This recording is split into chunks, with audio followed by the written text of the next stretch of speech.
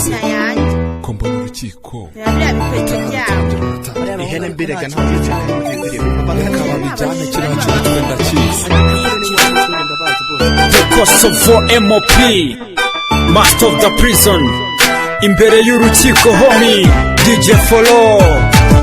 Disipline mu rukiko namwe hinyuma twumvikane nyakubahwa perezida w'urukiko namwe bacamanza muteraniye hano imbere y'urukiko bavuga abavugizi yemwe banyabyaha namwe ndorerezi turakurikiza amategeko mu gitabo mpanabyaha article 232 code civil livre ku byaha b'abasore bashinjwa birimo usage de fonds kunywa gucuruza ndetse n'isakaza ibiyobyabwenge mu rubyiruko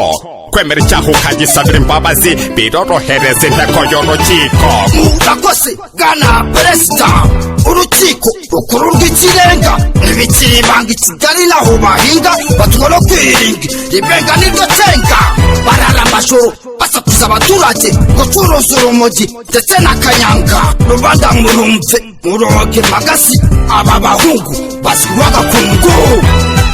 magazi imbere y'urukiko ndashinjwa ibyaha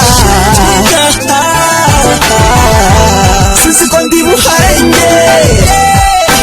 mana mfasha sati mbapasi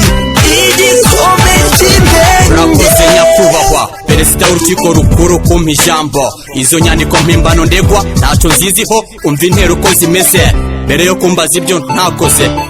twatungiwe agatoki mu buvumo twabagamo tubwirwa gitumo harimo abatumura kugiye bagatamo kambere bateramo gun point M.O.P twese amaboko ku mitwe kopfoye atsikizwa turapfunishwa turanasakwa geto yose buga caps kuba mugo cocaine na mira babigwaho tujyanwa intambike sans convocation nta na discussion yumwe muri twe bakeneye kumva ahubwo turi kuri condition zabo benisiyo batwifuriza M.O.P ari gutabwa muri yombi.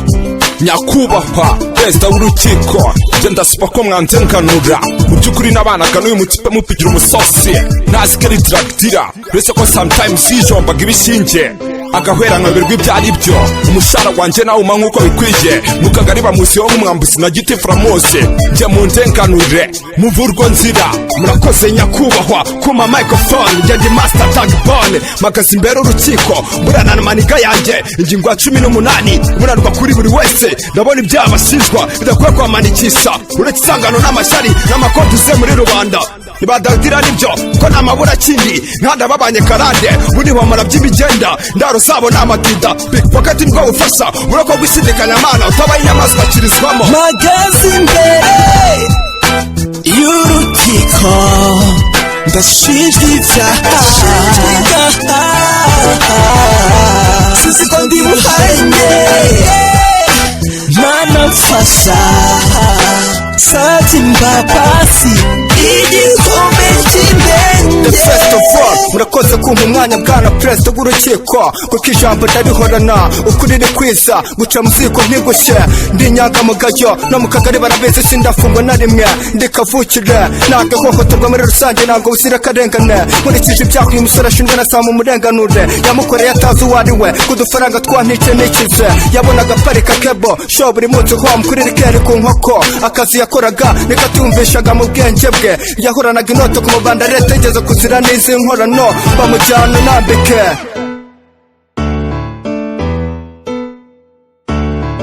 nyuma yo mwiherero muto hamya bw'abasore gito itegeko mpanabyaha rihanishwa ingingo ya 72 73 cyo kwa 2 Mutarama 2006 mu gitabo cya 2 cy'amategeko ahana nakundi kujurira nta n'izindi mbabazi zimwe mu ngeso zanyu twatangiye kuzibonerana hano naho uwo mukozi we nagatebo kamwe babapfunga imyaka 3 nta kureba hanze tije amezi 6 ni murangiza mutahe. magazi imbere y'urukiko ndashinjwa ibyaha sinzi ko ndi buhanye mana mfasha sati mbapasi igikombe cy'indenge.